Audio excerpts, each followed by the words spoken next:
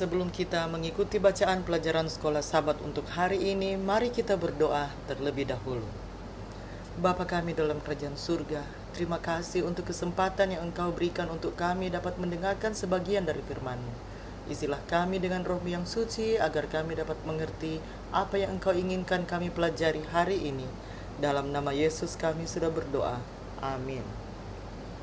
Pelajaran sekolah Sabat Minggu 21 Desember 2025, pelajaran yang ke-13 di triwulan yang keempat. Judul pelajaran sekolah Sabat kita untuk hari ini adalah Kamu Ada di Sana. Sikem adalah tempat di mana Abraham membangun mezbah pada saat kedatangannya di tanah itu dan di mana Allah pertama kali memberikan janji tanah itu kepadanya. Kejadian 12 ayat 7. Sekarang, ketika janji-janji yang diberikan kepada Abraham telah digenapi, Israel memperbarui perjanjian dengan Allah di tempat di mana janji pertama kali diberikan. Seruan Yosua mengingatkan kita pada kata-kata Yakub untuk menjauhkan Allah-Allah asing yang ada di tengah-tengahmu. Geografi dari peristiwa ini dengan sendirinya menyampaikan panggilan untuk menunjukkan kesetiaan yang tidak terbagi kepada Tuhan, menolak semua Allah lain. Bacalah Yosua 24 ayat 2-13. Apakah dorongan utama dari pesan Allah kepada Israel?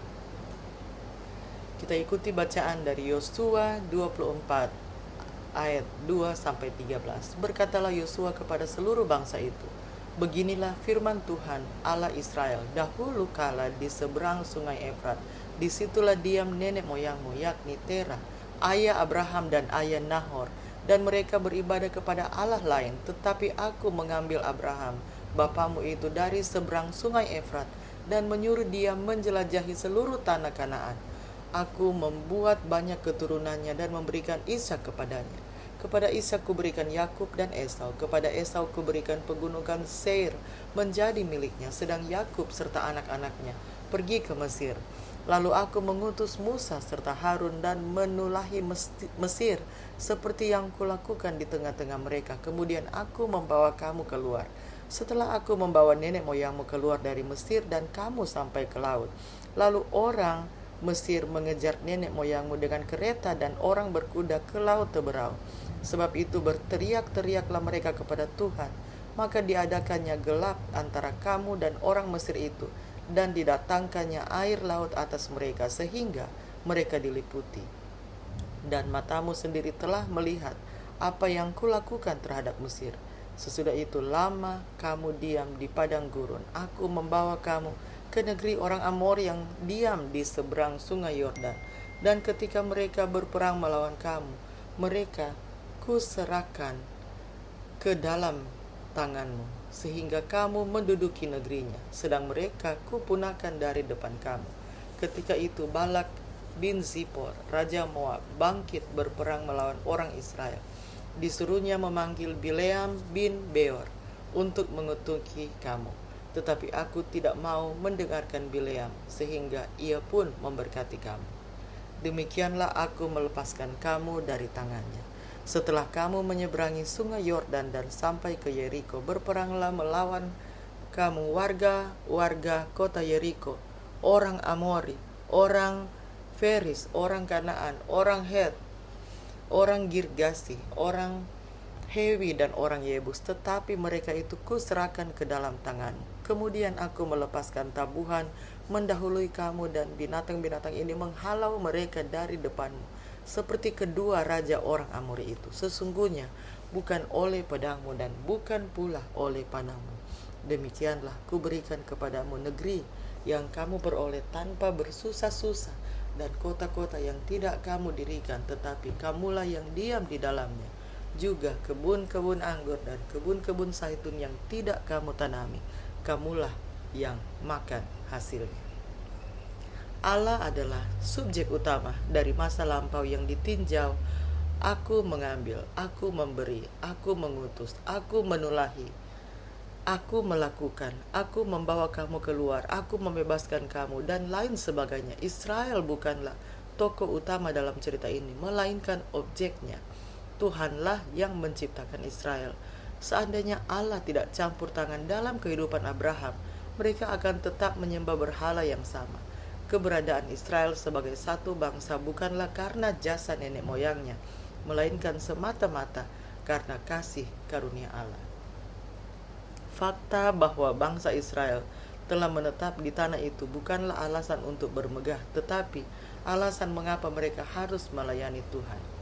Ucapan Tuhan mengandung pergeseran yang terjadi 5 kali antara kamu dan mereka, bapak-bapak leluhur.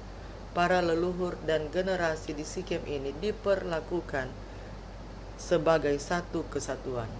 Yosua berusaha menunjukkan apa yang telah ditegaskan Musa dalam Ulangan 5 ayat 3 bahwa Tuhan tidak membuat perjanjian hanya dengan para leluhur, tetapi juga dengan semua orang yang hadir pada saat Yosua berpidato. Sebagian besar orang yang ada di sana tidak mengalami peristiwa Eksodus. Tidak semua dari mereka ada di Horeb. Namun Yosua mengatakan bahwa mereka semua ada di sana. Singkatnya, pelajaran dari masa lalu harus diterapkan oleh setiap generasi baru. Allah yang telah bekerja bagi para leluhur di masa lalu siap untuk bertindak atas nama generasi sekarang. Apa sajakah cara yang dapat kita lakukan sebagai sebuah gereja untuk memiliki rasa tanggung jawab yang lebih baik, yaitu memahami bahwa apa yang kita lakukan berdampak pada setiap orang dalam gereja?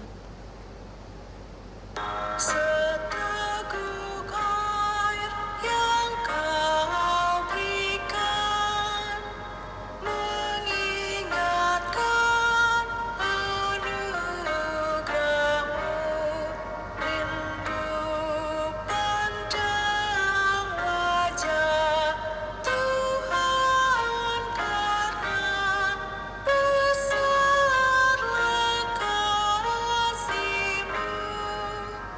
Ya Yesus yang penuh kasih, sembuhkanlah jiwa kami, bersama kami di sini menjalani hidup ini. Dunia mengenal kasih-Mu dan mengikuti jejak-Mu. Kemuliaan surga nyata bila datang kota Allah. Mari kita berdoa. Bapa kami dalam kerajaan surga, terima kasih ya Tuhan untuk kasih-Mu bagi kami. Kami dapat mempelajari pelajaran sekolah Sabat untuk hari ini.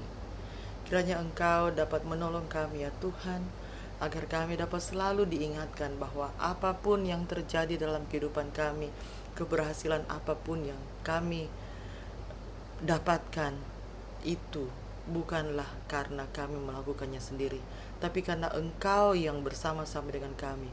Engkau yang memberikan berkat itu kepada kami.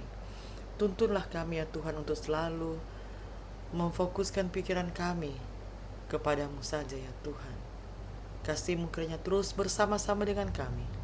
Di dalam nama Yesus kami sudah berdoa. Amin. Demikianlah pelajaran Sekolah Sabat Minggu 21 Desember 2025. Sampai bertemu di pelajaran Sekolah Sabat selanjutnya. Tuhan memberkati.